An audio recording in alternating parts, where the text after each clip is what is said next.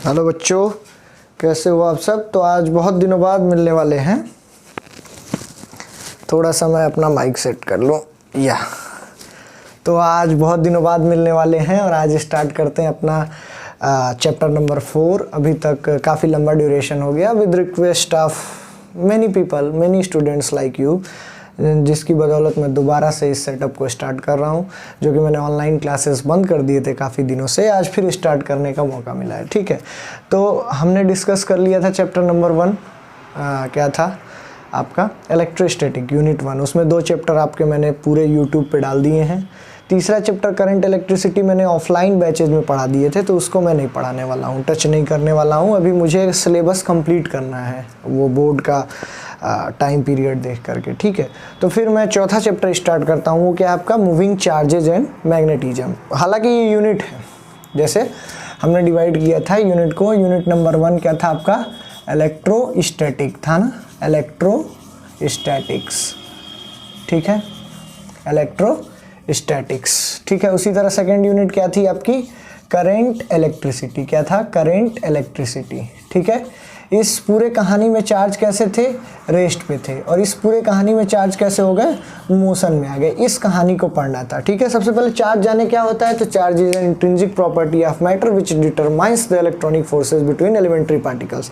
अब ऐसे बोलो तो कुछ समझ में आएगा नहीं। ठीक है, तो सबसे सिंपल कि चार्ज जो होता है उससे छोटा कोई चीज़ है ही नहीं। ठीक है, जो क्या करता है एलिमेंट्री पार्टिकल्स का, जैसे इलेक्ट्रॉन, प्रोटॉन, न्यूट्रॉन, इनका इंट्रैक्शन बताइए। ये बहुत पुरानी डिफिनीशन है।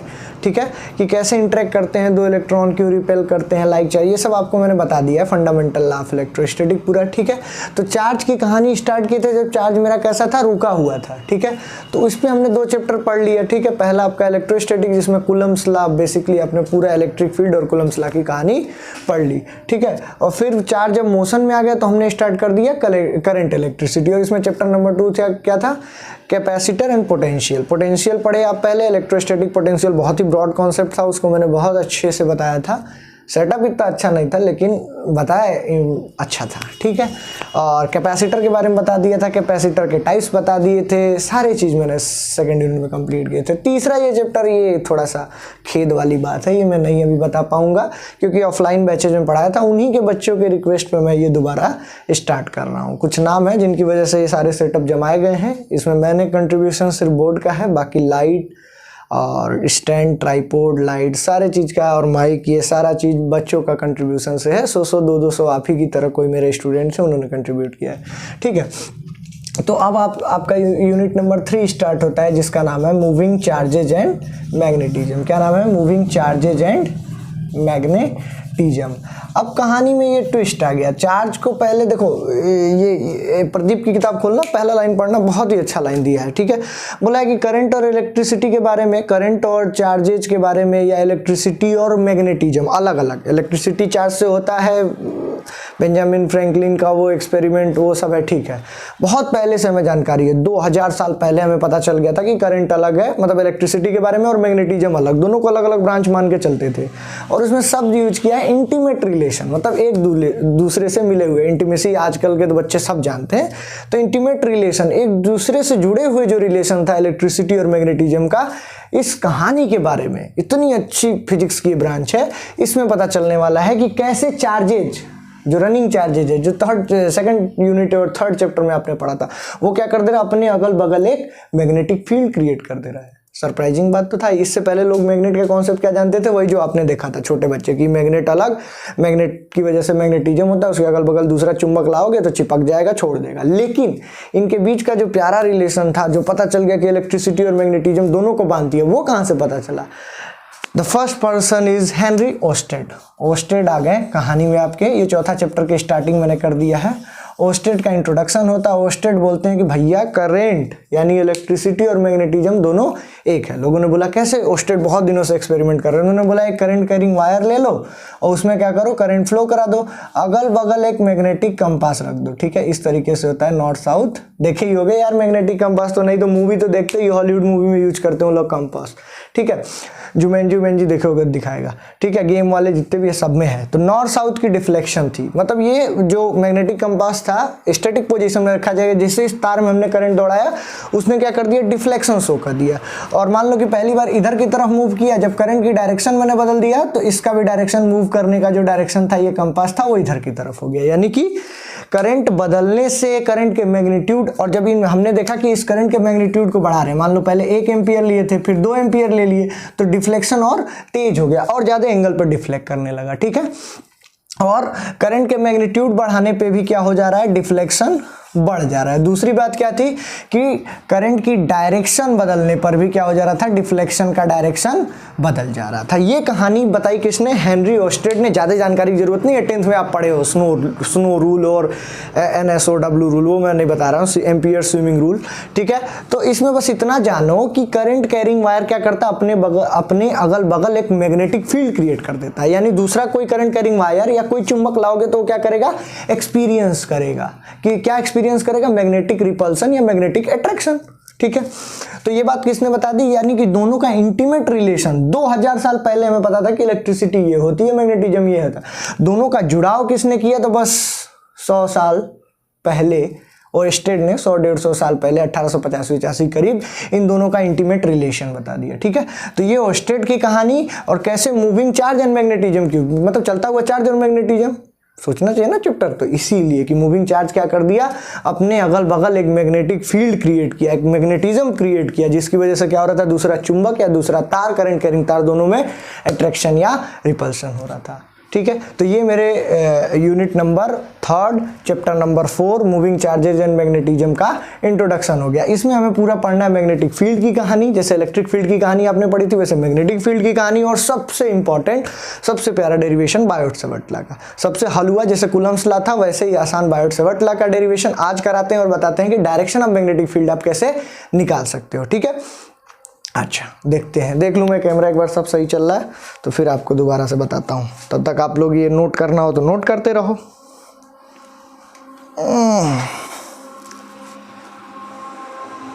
सब ठीक चल रहा है, दोबारा से आते हैं अपने पे।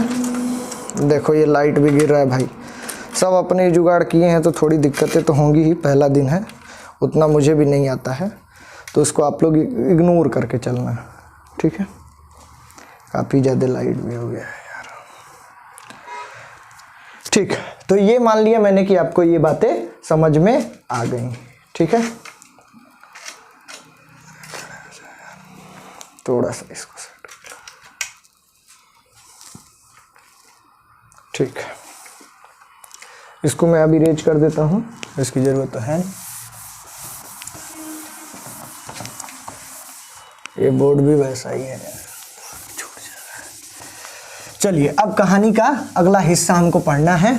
उसमें क्या पढ़ना है हमको अगले हिस्से में, कि ओस्टेड की कहानी बता दे। ओस्टेड ने दोनों का रिलेशन बता दिया कि इलेक्ट्रिक फील्ड या मैग्नेटिक फील्ड या इलेक्ट्रिसिटी और मैग्नेटिज्म एक ही चीज़ है, इंटर रिलेटेड है, दोनों में एक जुड़ाव एक संबंध है। ठीक है, अब कहानी में आते हैं जिन्होंने बताया। अब मैग्नेटिक फील्ड की बात करते हैं। मैग्नेटिक फील्ड क्या होता है, जैसे चार्ज कोई होता है स्टैटिक या चलता हुआ, अपने अगल बगल क्या करता है, इलेक्ट्रिक फील्ड क्रिएट करता है, वैसे ही कोई करंट कैरिंग वायर या चार्ज, मूविंग चार्ज क्या क्रिएट कर देता है, मैग्नेटिक फील्ड कर देता है। मैग्नेटिक फील्ड को डिनोट करने के लिए क्या यूज करते हैं, बी सिंबल। कौन सी क्वांटिटी होती है, ऊपर लगा दे रहा हूँ, वेक्टर क्वांटिटी होता है। यूनिट क्या होता है, तो SI यूनिट होती है मेरे फेवरेट साइंटिस्ट की, तो बहुत लोग गेस कर लिए होंगे क्या, टेस्ला।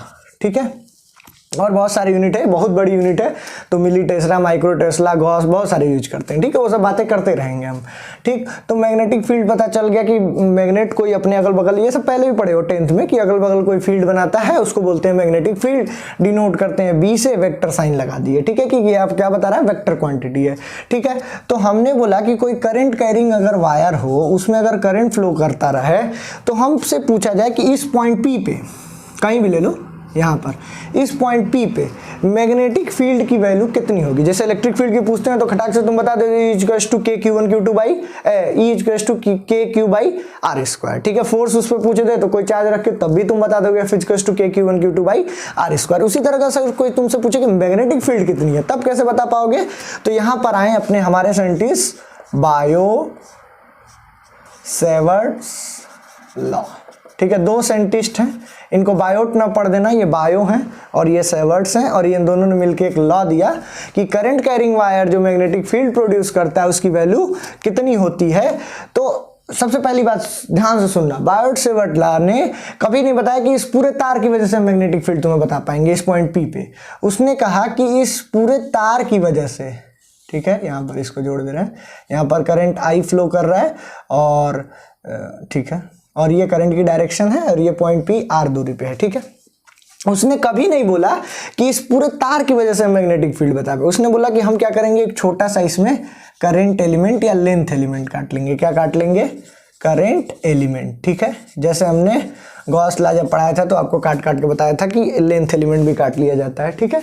तो हमने एक छोटा सा लेंथ एलिमेंट या करंट एलिमेंट डीएल काट लिया, ठीक है। बहुत बड़ा मान लो तार का लेंथ कितना है, एल है टोटल, हमने उसमें छोटा सा एक क्या काट लिया, डीएल काट लिया। और इस डीएल की वजह से, ठीक है, और ये एंगल मान लो है डीएल और आर के बीच, ये आपका डीएल है ना, ये डीएल और ये आर, इसके बीच कितना एंगल है, थीटा एंगल है, ठीक है, जो पॉइंट पी पे हमें मैग्नेटिक फील्ड बतानी है। तो बहुत बड़े तार की वजह से कोई बड़ी सी मैग्नेटिक फील्ड होगी बी, हमने बोला इस छोटे से डीएल की वजह से क्या होगा, छोटा सा मैग्नेटिक फील्ड यहाँ पे फील होगा डीबी। तो पूछा गया कि भाई डीबी, जैसे कूलम्ब्स लॉ में हमने प्रोपोर्शनलिटी दिखाई थी कि इसके ये बढ़ा है तो ये बढ़ गया, उसी तरीके से डीबी प्रोपोर्शनल था आई के, जितना ज्यादा आपने करंट की वैल्यू रख दिया उतने ज्यादा मैग्नेटिक फील्ड, यानी उतने ज्यादा यहाँ डिफ्लेक्शन देख सकते हैं आप, ठीक है। दूसरा उसने बोला कि डीबी प्रोपोर्शनल है किसके, डीएल के, यानी जितना बड़ा तुम लेंथ एलिमेंट ले लोगे वो तो तुम्हारे ऊपर है, उतना ज्यादा मैग्नेटिक फील्ड मिल जाएगी। अब कोई बोले पूरे तार का ही ले लो लेंथ एलिमेंट, ऐसा पॉसिबल नहीं है, कुछ ना कुछ अनसर्टेनिटी होती है, कूलम्ब्स लॉ में भी था, ठीक है, बता देंगे धीरे धीरे। फिर कुछ लोगों ने बोला कि dB is proportional to, Biot Savart ने, कि dB is proportional to sine theta, यानी कि sine of angle between dl and r, यानी लेंथ एलिमेंट और जो आपका पोजीशन वेक्टर है इस पॉइंट से इस पॉइंट पे, उन दोनों के बीच कितना एंगल है उसके साइन के एंगल पर डिपेंड करता है, साइन थीटा पे। आगे आपको पता चल जाएगा क्यों नहीं कॉस थीटा ले ली, ठीक है। फिर डीबी वही इनवर्स स्क्वायर लॉ फॉलो करता है, 1/r² है, जितने ज्यादा दूरी बढ़ाओगे प्रोपोर्शनलिटी में, इनवर्स में उसकी मैग्नेटिक फील्ड की वैल्यू क्या हो जाती जाएगी, कम होती, जितने करीब लाओगे बहुत तेज तेज बढ़ती जाएगी, ठीक है। फिर इन सब को कंबाइन करके बायोट-सेवर्ट ने बोला कि dB is proportional to I dl sine theta by r², यही तो बोलेंगे, ठीक है। फिर जब ये प्रोपोर्शनलिटी हटाते हैं तो हम यहाँ पर एक कांस्टेंट यूज करते हैं, हमने यूज कर लिया dB equals to mu naught upon 4 pi I dl sine theta upon r²। ये है आपका क्या, बायो-सेवर्ट्स लॉ, ठीक है। dB इक्वल्स टू, जैसे आपने कूलम्ब्स लॉ में पढ़ा था कि F equals to K Q1 Q2 by r²। वैसे अभी यहाँ म्यू नॉट, वहाँ एप्सिलॉन नॉट आ रहा था, परमिटिविटी इन फ्री स्पेस, यहाँ क्या आ गया, म्यू नॉट। तो म्यू नॉट की पहले तो म्यू नॉट अपॉन 4 पाई की वैल्यू क्या होती है, तो बहुत सिंपल है याद करना, इक्वल्स टू 10⁻⁻7 याद कर लेना, ठीक है। और म्यू नॉट होता है परमिएबिलिटी इन फ्री स्पेस, और म्यू क्या हो जाएगी, परमिएबिलिटी। जैसे वहां पर चार्जेस के लिए क्या हमने, मतलब इलेक्ट्रिक फील्ड के लिए क्या यूज किया, परमिटिविटी, यहाँ क्या यूज करेंगे, परमिएबिलिटी। इसके बारे में बहुत अच्छे से बहुत डेप्थ में पढ़ाएंगे चौथे चैप्टर में, ठीक है, चौथे नहीं पांचवें, ठीक है। अच्छा, अब इसका वेक्टर फॉर्म कैसे लिखेंगे, तो देखो सिंपली हम लिख रहा हूं, dB equals to mu naught upon 4 pi dl cross r, यहाँ पर i लिख लेना, अपॉन r। अब मैंने ऐसा क्यों लिख दिया, कैसे लिख दिया, ठीक है, क्योंकि मुझे पता है कि dl क्रॉस r क्या हो जाएगा, a क्रॉस b, अगर आप पढ़े हो 11th में, और नहीं पढ़े तो मेरे वीडियोज हैं, क्या है, AB साइन थीटा होता है, ठीक है। तो dl क्रॉस r क्या हो जाएगा, देखो dlr साइन थीटा, ठीक है, नीचे क्या है, r³ है, तो ये r³ से ये r चला गया तो कितना हो जाएगा, r², ठीक है। अब रही बात कि मैंने dl क्रॉस r ही क्यों किया, बाकी अब देखो तो सेम आ गया, mu equals to mu naught upon 4 pi dl sine theta I dl sine theta upon r², जो स्केलर फॉर्म में है वो आ गया। तो या तो मैंने ये याद किया था या तो मैंने लॉजिक लगाया था, तो लॉजिक से बता रहा हूँ मैं आपको, ठीक है। तो दूसरी बात ये रही, कहाँ थे हम, हाँ, कि dl क्रॉस r ही क्यों किया, क्यों नहीं r क्रॉस dl किया। तो सबसे पहली बात, अब यहीं पर एक कॉन्सेप्ट इंट्रोड्यूस करता हूँ। अच्छा थोड़ा सा रुक जाते हैं, जब डायरेक्शन निकालना बता लेता हूँ तब बताता हूँ इस बात को, ठीक है। तो इसको आप नोट डाउन कर लो जल्दी से, फिर मैं इसे मिटा दे रहा हूँ, बोर्ड उतना सही है नहीं है। चलो तब तक इसी पढ़ाते हैं, थोड़े दिन बाद बोर्ड भी बदल लिया जाएगा, बड़ा बोर्ड कर लिया जाएगा धीरे धीरे।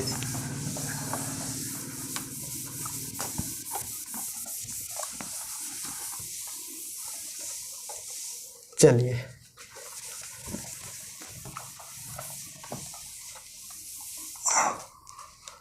ठीक है, तो हम कहाँ थे, हाँ यहाँ थे हम कि डीबी सबसे पहली बात कि अगर ये करंट कैरिंग वायर है तो इसमें आई करंट फ्लो हो रहा है, तो मैग्नेटिक फील्ड अगर इस पॉइंट पे पूछे कि कहाँ होगा, या इस पॉइंट क्यू पे मैग्नेटिक फील्ड पूछूं कहाँ होगा, तो कैसे आप बता पाओगे। ठीक है, उसके लिए सबसे सिंपल है राइट हैंड थंब रूल। ठीक है, करंट की डायरेक्शन में आप क्या करोगे, अपने थम्स को निकालोगे और जो कर्ल्ड फिंगर होंगे वो बताएंगे डायरेक्शन ऑफ मैग्नेटिक फील्ड। जिस पॉइंट पे आपको दिखाना है वहां पर देखिएगा आपकी जो मुड़ी हुई उंगलियां हैं किधर की तरफ डायरेक्शन कर रही है। जैसे करंट ये ऊपर की तरफ, और पी पे देखिए, पी पे कैसे मेरा हाथ घुस रहा है अंदर की तरफ, और क्यू पे अगर देख लो तो किधर से निकल रहा है, बाहर की तरफ। देखो अब क्यू के लिए ऐसा तो है नहीं कि ऐसे हाथ घुमा दूंगा, क्यू के लिए ऐसे पूरा घूम के जाऊंगा और फिर बाहर निकलूंगा। तो यहाँ पर क्या है, आपकी मैग्नेटिक फील्ड इनवर्ड, और यहाँ पर कैसी है, आउटवर्ड। फिजिक्स में इन दोनों के लिए रखे गए हैं, अंदर जो जाता है उसको क्रॉस, जो बाहर आता है उसको डॉट। ठीक है, ये टर्म है। अब अगर बोर्ड में बदलना हो तो बदल लेना, बोल देना भाई इनवर्ट को मैं डॉट से रिप्रेजेंट कर रहा हूँ, तुम्हारी मर्जी है। ठीक है, लेकिन इनवर्ट को हमेशा फिजिशियन जो होते हैं, फिजिसिस्ट जो होते हैं, वो क्रॉस से, और आउटवर्ड को डॉट से डिनोट कर देते हैं। ठीक है, अब रही बात ये, किसी ने बोल दिया कि अच्छा करंट मान लो अंदर घुसा रहे हैं, ये कोई तार है, 3D में एज्यूम करना, अच्छा मार्कर अंदर की तरफ करंट जा रहा है, यानी क्रॉस करंट की डायरेक्शन ये है, या तार, एक इमेजिनरी तार एज्यूम करो मेरे मार्कर को। ठीक है, ऐसे। अब कोई पूछ दे कि भाई साहब बताइए मेरे को डायरेक्शन ऑफ मैग्नेटिक फील्ड, तो देखिए इसको बोर्ड के अंदर घुसाइए अपनी उंगली को, और मान लीजिए पॉइंट पूछ दिया कि पॉइंट पी पे किधर है, पॉइंट क्यू पे किधर है। ठीक है, तो बोर्ड की तरफ देखिए डायरेक्शन ये, थंब इधर, पी पे देखिए किधर आ रहा है, इस साइड, यानी कि मैग्नेटिक फील्ड किधर की तरफ है, ऐसे है, और क्यू पे बहुत ऑब्वियस कैसे होगा, ऐसे होगा। इसी तरह आप करंट को बाहर की तरफ निकाल के पूछ सकते हैं, किसी तार को ऐसे रख के करंट ऐसे फ्लो करा के पूछ सकते हैं कि पी क्यू पे किधर है। ठीक है, यानी बहुत जगह पर पूछा जा सकता है मैग्नेटिक फील्ड, क्योंकि पूरे सर्कुलर मैग्नेटिक फील्ड क्रिएट किया गया है, तो कहीं भी पूछा जा सकता है। तो आपको क्या आना चाहिए, सिर्फ राइट हैंड रूल। इसमें क्या है, थंब बताएगा आपको करंट की डायरेक्शन, कर्ल्ड फिंगर जहां भी घुमाना है आपको बता दीजिए। यहाँ पर जैसे है तो करंट की डायरेक्शन ऐसे, पी पे इधर की तरफ है, क्यू पे अंदर की तरफ होगा, बहुत ऑब्वियस, ऐसे निकाल लीजिएगा आप। ठीक है, तो ये क्या था, राइट हैंड थंब रूल। ये क्या बताता है, मैग्नेटिक फील्ड की डायरेक्शन। रही बात मैग्नेटिक फील्ड वाली, तो अभी आपको बताया था बायोट सेवर्ट लॉ क्या होता है, dB = म्यू नॉट अपॉन 4 पाई IDL sin theta upon r²। ये कौन सा फॉर्म है, स्केलर फॉर्म है। वेक्टर में कैसे लिखना हो, तो मैंने बोला था कि ऐसे लिख देना, dB = म्यू नॉट अपॉन 4 पाई IDL cross r upon r³। मैंने ऐसा क्यों लिखा, क्योंकि मुझे पता है कि DL क्रॉस R क्या होगा, अभी बताया था DLR sin theta upon r³, तो ये r² में बदल जाएगा, यानी फिर से स्केलर फॉर्म आ जाएगा। तो ऐसा मैंने क्यों लिख दिया, क्यों DL क्रॉस R लिखा, देखिए आप, ये मेरा था वायर, इसमें ऐसे करंट था, यहाँ पर P पॉइंट था, ये आपका लेंथ एलिमेंट या करंट एलिमेंट था। तो यहाँ पर देखिए करंट ऊपर की तरफ है, तो मैग्नेटिक फील्ड किधर की तरफ है, इनवर्ड है। ठीक है, तो यही तो मेरा ये मेरा R था, और ये छोटा सा मेरा DL था, और ये इन दोनों के बीच थीटा था। तो देखो यहाँ पर भी वही लगाओ, स्क्रू या तो स्क्रू घुमा के देख लेना, या तो अपने हाथ से देख लेना। कर्ल्ड फिंगर देखो DL से R की तरफ घुमाओ, ऐसे किधर जाएगा अंगूठा, अंदर, यानी मैग्नेटिक फील्ड की डायरेक्शन में, यानी कि पॉजिटिव, यानी कि ठीक है। अगर देखो R क्रॉस DL करोगे तो ये बाहर आ रहा है, और मैग्नेटिक फील्ड बता रहा है कि अंदर होना चाहिए, तो कॉन्ट्राडिक्ट हो गया। तो सबसे सिंपल है कि DL से R की तरफ अपने हाथ को घुमाओ, जिधर जाए उधर आपका मैग्नेटिक फील्ड की डायरेक्शन होनी चाहिए, और वही मैग्नेटिक फील्ड की डायरेक्शन अगर है, और वही तुम्हारे घुमाने का, यानी स्क्रू घुमाने का या अपने हाथ घुमाने का कर्ल्ड फिंगर, और जिधर थंब करे वो दोनों डायरेक्शन सेम हो जाते हैं, तो क्या बोल दोगे कि मैग्नेटिक फील्ड आपकी क्या है, ठीक है, जो आपने लिखी है। इसीलिए DL क्रॉस R हमेशा आता है, और क्रॉस DL नहीं होता है। ठीक है, ये एक एनालॉजी है समझने की। ठीक है, तो आज के लिए शायद इतना बहुत हो गया, इंट्रोडक्टरी लेक्चर आपका। इसके बाद कल पढ़ते हैं हम, क्या पढ़ेंगे कल, बायोट सेवर्ट लॉ। बहुत ही बेहतरीन है कॉन्सेप्ट उसका, बायोट सेवर्ट लॉ का, और बहुत मज़ा आएगा अगर आप ध्यान से पढ़ोगे तो। होपफुली आप पढ़ाई कर रहे होगे। मेरा ये टारगेट है कि बोर्ड तक आपको ये सब चीज़ें मैं कंप्लीट करा दूँ, एटलीस्ट पार्ट 1 पूरा, और पार्ट 2 के कुछ इंपॉर्टेंट चीज़ें तो करा ही दूँ, क्योंकि मेरा थोड़ा स्पीड स्लो ही रहता है। ठीक है, तो इसके बाद अगर कोई आपको डाउट हो तो मुझसे ज़रूर बताइएगा। With this, thank you so much.